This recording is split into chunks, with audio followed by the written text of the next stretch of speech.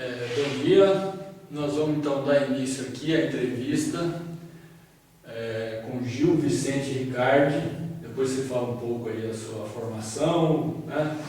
Mas é uma atividade aqui do Fórum Acidentes de Trabalho para contar um pouco a trajetória, né, de vida, de luta em saúde do trabalhador do Dr. Gil Vicente Ricardi, né? Que vai contar a sua experiência, né, o que ele sentiu, né, a riqueza que foi toda a sua trajetória, tanto na atuação interna do Ministério do Trabalho, como também na interface com sindicatos, com, na época, o Programa de Saúde do Trabalhador em Piracicaba. Então a gente vai, esse é o objetivo hoje dessa conversa aqui. Bom dia, Rodolfo, bom dia, Cleia, queridos amigos aqui de tanto tempo. Eu queria primeiro agradecer pelo convite para participar desse registro em vídeo aí da nossa história na área de saúde do trabalhador, e esperando que seja útil para alguém, seja útil para as futuras gerações, para pelo menos ter uma referência, talvez não repetir os mesmos erros, se considerarem algumas coisas erradas. Então a ideia foi muito interessante e eu concordei, porque eu acho que é importante que isso fique para a história aí. Bom, eu me formei médico em 1981, em São Paulo, na Escola Paulista de Medicina, e por questões familiares tive que começar a trabalhar. Então comecei a trabalhar como clínico geral, em pronto-socorros e em ambulatórios. Em 1982 eu entrei no Hospital Municipal Arthur Ribeiro de Saboia, hospital conhecido como Hospital Jabaquara, um processo de contratação de emergência. Depois eu acabei prestando concurso e me efetivando lá. Trabalhei por 8 anos lá. Em 83 houve esse concurso para médico do trabalho, no Ministério do Trabalho. Eu não tinha contato com medicina do trabalho até então.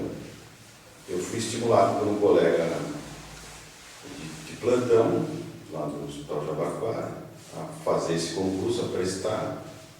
Ele me entregou as apostilas, estudo, era aquela época de hiperinflação, já tinha filhos e tal, então um concurso a mais. Eu já tinha passado num do estado como clínico, no EMBU, eu trabalhava no EMBU das Artes, como na rede básica de saúde. E então aproveitei, peguei as apostilas, estudei e consegui ser aprovado no concurso. Isso, eu prestei o concurso em 1983 e entrei mesmo, fui chamado em julho de 85. É interessante pontuar, eu acho que historicamente, como surgiu esse concurso, porque em 1983 nós estávamos em pleno regime militar. Então, aquele período de autoritarismo, de governo fechado, como se pensar numa política de inspeção do trabalho, de verificar as condições de segurança e saúde, partindo de um governo que nós tivemos essa experiência, e acho que é importante caracterizar isso e ficar registrado. Na verdade, o Brasil, naquela época, o nosso país estava passando por períodos de inflação importantes e, historicamente, buscava, junto ao Fundo Monetário Internacional, empréstimos para pagar a dívida. A gente lembra muito bem disso, né? Que vinha o pessoal das malinhas, trazia e descia do aeroporto lá os caras do FMI para ver se nós estávamos com as contas em dia e para referendar um empréstimo. E uma das questões para poder referendar o empréstimo era que cumprisse as convenções internacionais. E o Brasil, até então, ele tinha cumprido parcialmente a Convenção 88 da OIT, que instituía a inspeção do trabalho. Essa convenção, para ter uma ideia, era de 1957, o Brasil ratificou em 58 e passou a fazer alguma coisa em 71. 71 que começou assim, um esboço de inspeção do trabalho. Para ter uma ideia, quando eu entrei no Ministério, na verdade em 85, já tinha sido chamado alguns colegas, né, do concurso, eu fui a última chamada. Até 83, nós tínhamos no estado de São Paulo, para o estado de São Paulo, como fiscais de segurança e saúde, 2 engenheiros e um médico, que fiscalizavam o estado inteiro. Isso foi de 71 até 83. Essa era a equipe de fiscais da nossa...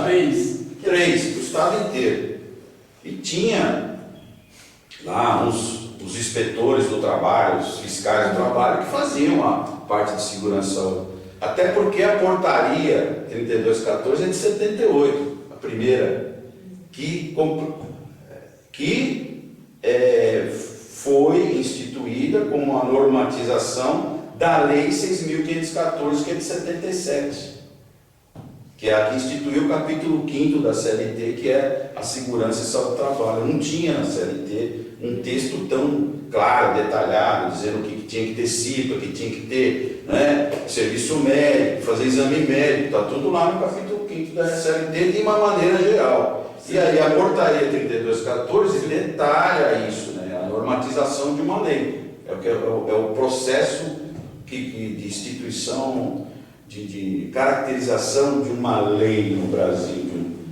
Você tem que ter a lei e depois a norma. Então a norma chegou aí. Chegou em 78, a gente leva 5 anos para fazer o primeiro concurso, para cumprir aquela portaria, né? É assim o nosso país. Bom, aí entramos em 83. Quando eu entrei, eu não sabia nada de medicina do trabalho, só tinha passado numa prova lá. Eu fui muito bem em português, eu acho que isso me deu porque tinha 70 questões de medicina do trabalho e 30 de português. Eu fui muito bem na prova de português, que era difícil, então eu acho que isso me ajudou e fiz uma média boa também na medicina do trabalho, mas não era a minha área.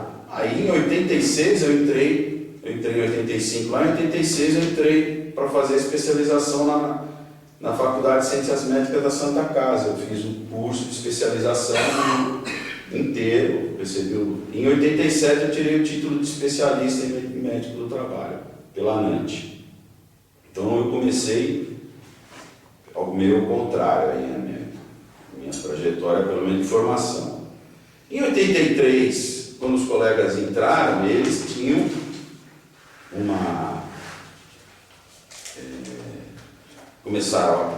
entrou um grupo heterogêneo, com certeza, foi uma prova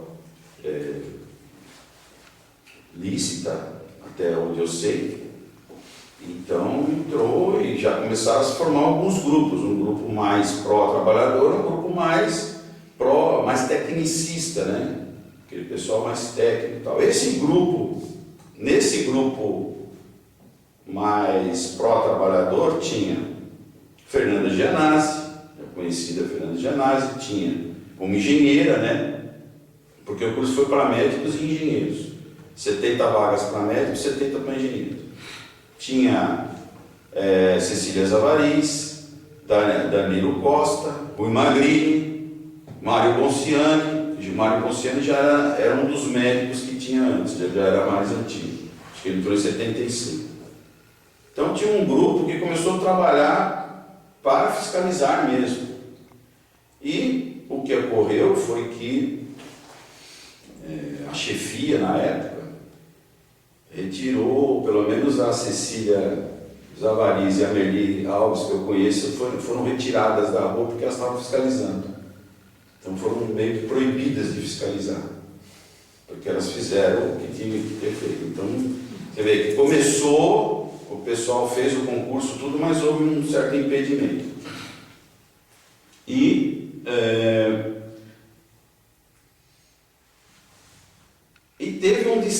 tinha um distanciamento entre o pessoal da segurança e saúde e o pessoal da fiscalização do trabalho. Em São Paulo era bem característico isso. Nós estávamos no terceiro andar, no nono andar, eles estavam no terceiro andar, a gente não se encontrava, então não tinha trabalho conjunto da fiscalização do trabalho com segurança e saúde.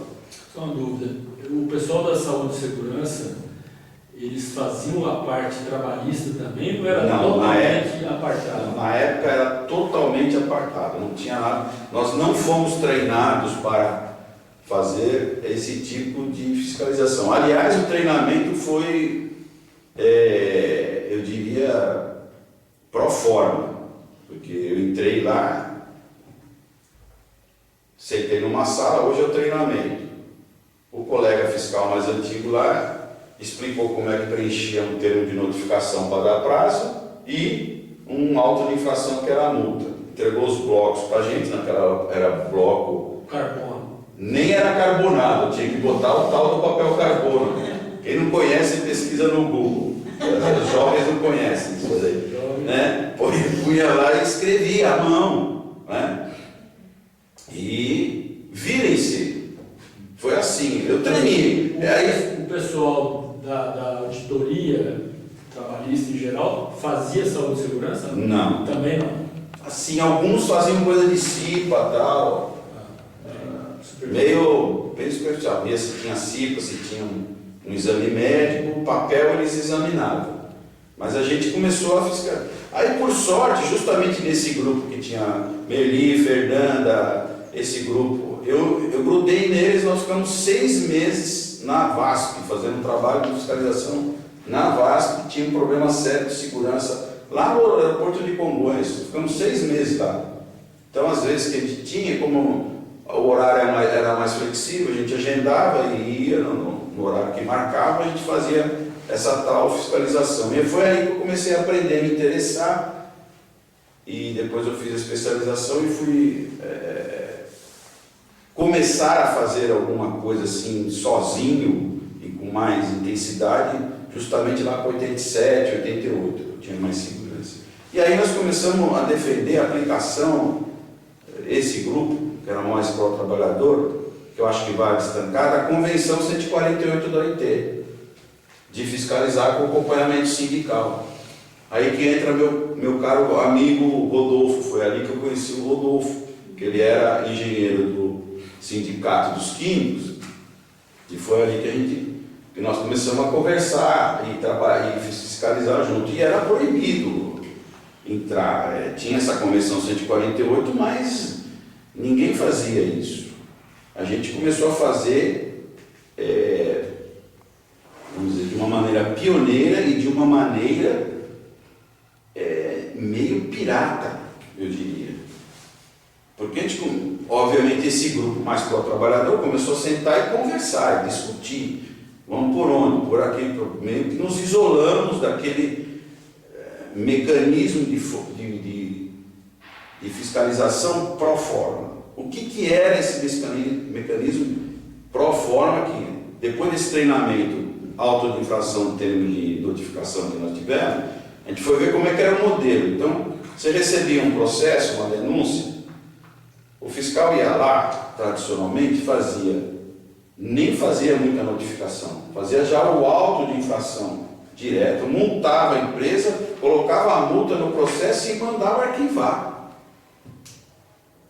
O modelo que a gente propôs falou, não, peraí, nós temos que ver o meio ambiente do trabalho se transformar. Nós queríamos que o trabalhador tivesse a segurança e saúde, não estava lá só para recolher multa. A ideia era transformar o ambiente de trabalho. Então nós passamos a notificar e dar prazo. Aí nós fomos ver o que a lei falava em NR 28 naquela época. Falava 60 dias para fazer qualquer coisa. A gente ia numa empresa química, como você. O cara tinha que fazer um projeto, uma exaustão enorme lá. Como fazê-lo em 60 dias? Impossível, né? Então a gente teve essa percepção também. Então passamos a tentar fazer negociação coletiva com presença de sindicato, técnico, lembra? Fazer a mesa redonda, não tinha um respaldo legal, vamos dizer assim,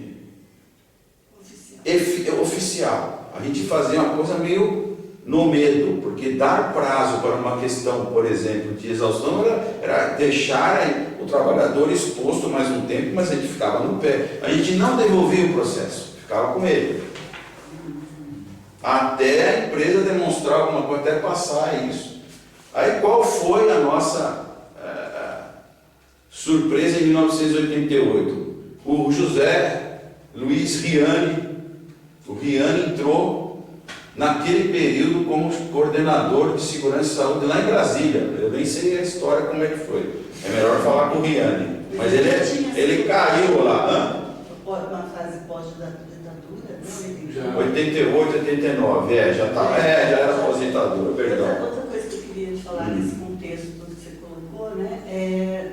Também nessa época começa um movimento da medicina social latino-americana e o modelo italiano, né? Sim, o operário italiano. Entrou. Houve influência desse momento Sim, dentro dessas decisões? Sim.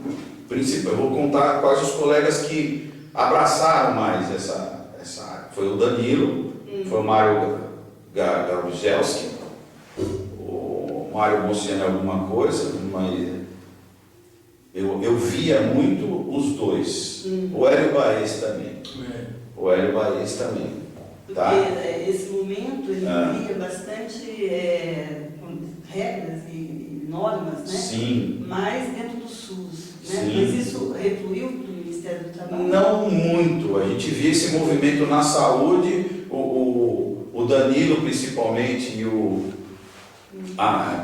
investindo nisso, né? Eu percebia isso, porque a gente estava mais ou menos junto, mas vamos dizer assim, dentro da instituição Ministério do Trabalho, o que floresceu nesse sentido de dar suporte legal para nós, para o cumprimento da Convenção 148, que o Brasil tinha ratificado, e a Convenção 148, só para lembrar, era aquela que fomentava que os fiscais, principalmente na questão de riscos ambientais, ele relacionava ruído, vibração, riscos químicos, tal, até o texto era mais ou menos por aí. Ele apontava que os representantes dos trabalhadores deveriam ter a permissão de acompanhar. Era esse o texto geral da convenção. E aí deu uma polêmica danada se o CIPERO era o representante do trabalhador, né? Se era o sindicato, e as empresas entravam em defesa falando, não, o sindicato não é representante do trabalhador. Quem é representante do trabalhador é o CIPERO. Quer dizer, aquela, vamos dizer assim, definição pró meu interesse, né? Só um detalhe, acho que a Cléia comentou, eu acho que teve nessa transição nós estamos falando da década de 80, era um período de efervescência do movimento sindical nessa área. Então, eu acho que teve uma influência do modelo italiano, mapa de risco, vários sindicatos, teve influência na saúde, essa ideia da participação do trabalhador, ela tem uma importância, eu acho que grande, nos sindicatos, né? Porque tinha uma influência, alguns sindicatos começaram a discutir o mapa de risco, fazer, né? Eu lembro que no sindicato dos plásticos lá, a gente começou a organizar os trabalhadores para mapear. Antes até de acionar a fiscalização, né, tinham grupos de trabalhadores, o pessoal mais militante, que se reunia para falar, aqui nós temos tal problema, um pouco na ideia do mapa de risco. E nesse período nós estamos numa fase que é da redemocratização, a luta contra a ditadura. Né? Esse ator sindical ele teve uma importância muito grande. Né? Então, eu me lembro das primeiras greves por saúde. Então, uma importante foi a greve da Matarazzo, no ABC, contra a insalubridade. Na nossa experiência em São Paulo, eu acho que teve um destaque muito grande a greve da nitroquímica, né, na fábrica do Hermílio de Moraes, que foi uma história à parte, né? Que só essa história da greve da nitroquímica envolveu o Mário Bonciani. É um marco, né? Foi um marco importante, porque esse grupo que tinha essa visão mais próxima ao trabalhador, ele se fortalece dentro do Ministério do Trabalho. Né? Ele começa a ter uma influência muito grande, porque não só pela força interna, pelo que estava acontecendo fora. Né? Então, uma greve como a da nitroquímica, ela mobilizou um apoio, uma aliança interna muito forte. Né? Então, Rui Magrini, são justamente essas pessoas. Né? Rui Magrini, era o time lá. Danilo, a Fernanda, né? Esse grupo de pessoas respaldou o que o sindicato fez. Né? Então, só assim, um parênteses muito rápido, mas a greve ela foi instituída, ela começou com um acordo sindical entre a empresa, o sindicato dos trabalhadores e uma associação chamada ABPA, Associação Brasileira de Prevenção de Acidentes, que era uma associação de assessoria patronal. O acordo era o seguinte: esses 3 entes vão fazer uma avaliação de insalubridade e periculosidade da empresa. Então o sindicato era um acordo financeiro para fazer um levantamento, um laudo de consenso entre as partes, que foi assinado pelo sindicato. Só que nesse acordo, quando o sindicato começou a acompanhar a avaliação ambiental da nitroquímica, se constatou a existência de risco grave iminente. Né? Um dos agentes importantes era o sulfeto de carbono. Uma seção enorme chamada fiação. Só nessa fiação de rayon trabalhavam 600 trabalhadores com uma situação de risco grave iminente. O sulfeto de carbono ele é ototóxico, né? Ele dá confusão mental. Tinha gente lá que os trabalhadores falavam que rasgava dinheiro. Meu pai fala que quando o cara rasga dinheiro é a prova cabal de que o cara está louco, né? Porque ele afetava todo o sistema nervoso, neurotóxico também. Então tinha o de sulfeto de carbono muito acima do limite de tolerância, não vou lembrar agora de cabeça, e tinha também o H2S, que é o gás sulfídrico, que afetava a conjuntiva. Né? O médico do trabalho da empresa, o médico do trabalho da empresa colocava, para não emitir CAT, não afastar o trabalhador, deixava o pessoal num quartinho escuro, porque eles não toleravam iluminação. Então eles ficavam de castigo uma semana num lugar escuro dentro da fábrica. Isso aí, o fato, né, desses índices de risco grave iminente foram levados para o Ministério do Trabalho. Falou, está aqui, isso aqui é caso de interdição, que é o que estava na portaria, NR15, né? Caso de interdição. Esse grupo de auditores bancou a interdição, levou na época o Argeu, que era o superintendente do Ministério do Trabalho. Argeu Quintanilha chegou e falou: eu vou interditar. Interditou a fábrica, né? O setor de fiação de rayon. A empresa, no outro dia, 2 dias, 3 dias, conseguiu eliminar, derrubou a interdição do Ministério do Trabalho. Os trabalhadores pararam a fábrica inteira, quase 5.000 trabalhadores. Né? Porque tinha outras áreas também. Esse rayon era mais.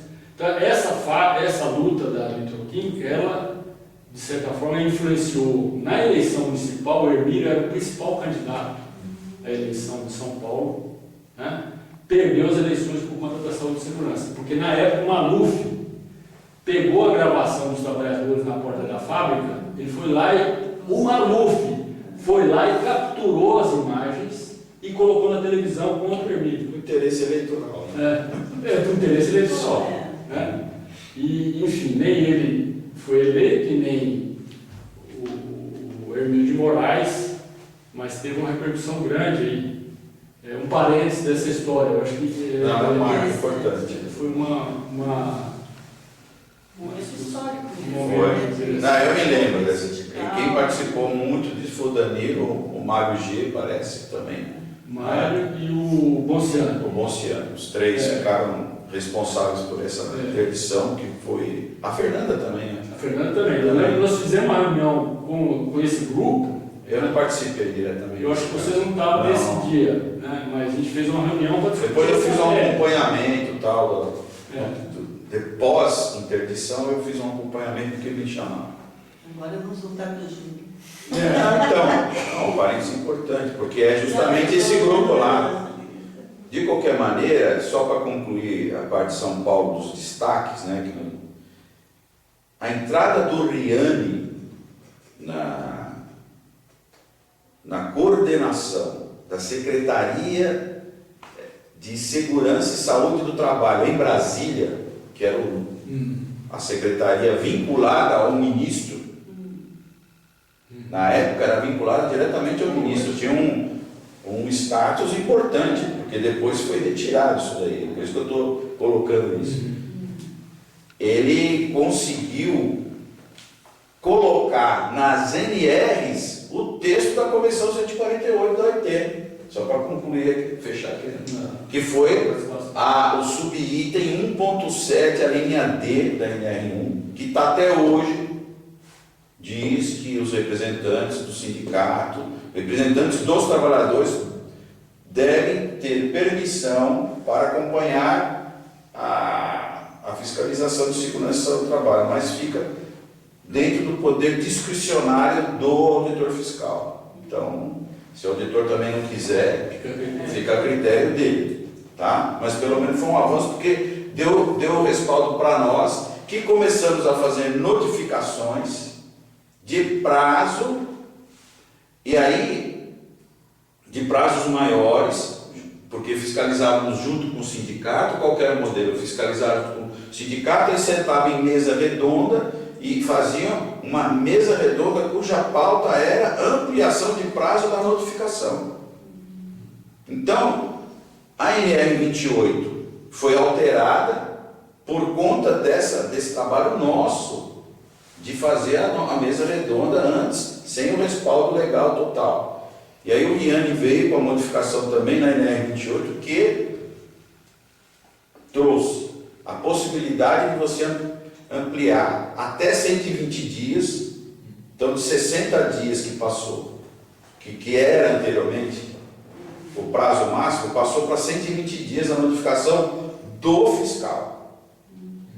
E a partir de uma mesa redonda você podia fazer um prazo ilimitado. Isso nós aplicamos até aqui, em Piracicaba depois. Porque a gente fazia a mesa redonda e ia acompanhando o desenrolar das modificações que as empresas iam fazendo no ambiente de trabalho e não arquivava processo nenhum até acabar aquelas notificações. Então esse eu acho que esses são os destaques assim que eu diria que foi nesse período que eu fiquei em São Paulo, que foi de 85 até 90. Eu acho que é interessante nesse período aí, Ju, aquela publicação que vocês fizeram, que é um artigo publicado na Revista Brasileira de Saúde Ocupacional, você, a Cecília Tavares e a Merli Alves dos Santos, sobre o Mercúrio, que é exatamente sobre essa negociação, sobre a negociação com o sindicato e essa questão de prorrogar prazo, porque na verdade era uma forma também do sindicato ter mais voz dentro do acompanhamento. Então era uma prorrogação de prazo, só que tinha o poder do sindicato de ser partícipe dessa fiscalização. Não era coisa só o auditor que fala, né? Então é um espaço que o sindicato começa a ter mais poder. Não, ele tinha que concordar para fechar o prazo, o sindicato tinha que concordar. Então, era um porque se não concordasse, a maioria das mesas o sindicato concordou. Eu poderia assim, nessa época de São Paulo, acho que umas 2 vezes o sindicato falou não. Por conta disso, nós não damos prazo, o Ministério cumpra. Não é que dava prazo, ele fala assim, ele não concordava, porque quem dava o prazo era o fiscal. Então, a gente, como tinha a ética de respeitar o trabalhador, a posição do sindicato, teve essa postura de não, se o sindicato não acatar, nós não assinamos, porque é um acordo. Para todos os efeitos, do ponto de vista CLT, só para concluir legalmente, essa mesa redonda ela é um pequeno acordo coletivo. Ela funciona como acordo coletivo especificamente para aquela situação.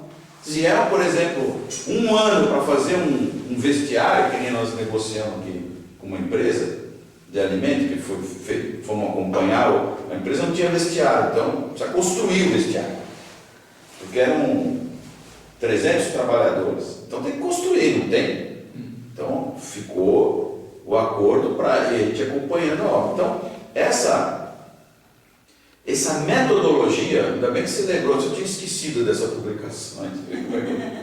Você lembra o título? Metodologia de fiscalização, com participação dos As trabalhadores. primeiras revistas da... Nossa, é esse, ó. Esse é interessante que a gente pode colocar na edição aí do vídeo o link, né? O link, isso. É interessante. É interessante porque está descrito detalhadamente esse método. E foi uma... Assim, eu considero uma experiência exitosa e, eu diria, na época, foi revolucionário. E não foi só eu, não foi foi um método criado por esse grupo. Sim.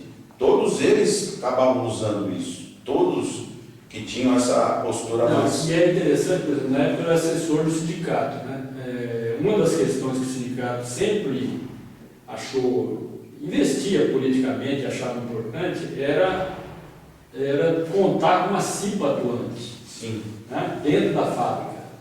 E o sindicato dos plásticos químicos, na época, eu lembro que numa dessas mesas, a gente conseguiu, dentro desse microacordo, negociar que o curso de CIPA ia ser dado pelo sindicato. Quem fazia a formação dentro desse contexto. A fábrica teve vários problemas, a CIPA era fantasma, não funcionava. Para regularizar isso, a gente colocava cláusula desse tipo. Falava, então nós vamos dar um curso, nós vamos fazer a formação. Eu fiz vários cursos de formação de cipeiro, pelo sindicato, dentro desse contexto das negociações. Né? Mas o importante até resgatar que as empresas passaram, o que aconteceu muito nesses processos todos, quando a gente entrava com uma coisa nova, como nós entramos aqui, as empresas, por meio dos seus escritórios de advocacia, criavam modelos de defesa. Né? E um dos modelos de defesa contra essa metodologia foi colocar o cipeiro. E na verdade, eles queriam só o cipeiro representante do empregador que participasse. Inclusive, o trabalhador está excluído. E essa é importante caracterizar aqui, dentro, assim, nessa trajetória de 32 anos de fiscalização, eu posso garantir para vocês que essa é o norte de todas as defesas que eu vi, inclusive de profissionais da saúde que davam assessoria para as empresas. Existe uma linha de exclusão do trabalhador do processo. Ele não tem que opinar, ele não tem que participar, ele tem que obedecer à ordem de executar aquela tarefa com a organização do trabalho, com os riscos que a empresa e aqueles profissionais estabelecem do SESC.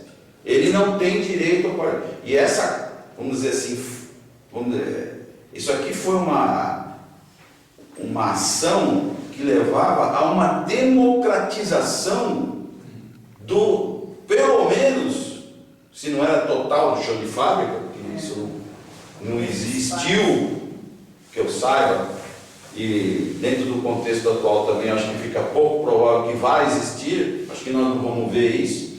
Democratização do chão de fábrica, que era um foco também, não existiu, não vai existir, porque...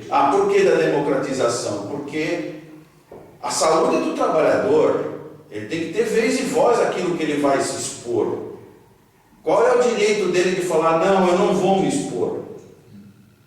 E isso nós conseguimos na época também, que teve alteração da NR9, o último item da NR9, que poucos conhecem, que é o 9.6.3, fala que o trabalhador pode se recusar a se expor a um determinado situação se ele achar que tem risco ou perigo para a saúde e para a vida dele.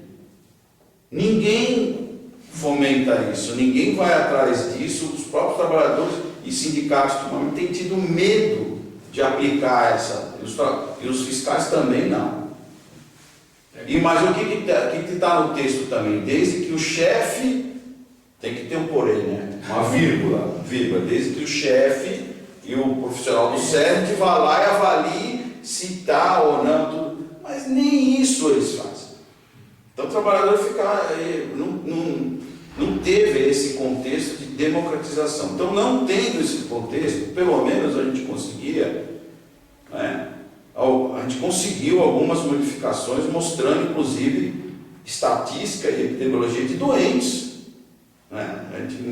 Às vezes o sindicato trazia para a gente, às vezes a gente resgatava de alguma maneira algum trabalhador gravemente doente, ou quando tinha um acidente fatal também, que a gente fazia essa mesma ação. Acho que esse era nesse primeiro período de 85 a 90, acho que era isso que vale a pena resgatar aí desse histórico. Muito bom. Obrigado, Gil Vicente. Eu acho que é tudo uma história de vida, né? Então nós vamos fazer um intervalinho e repensar o próximo Capítulo. Bom. Foi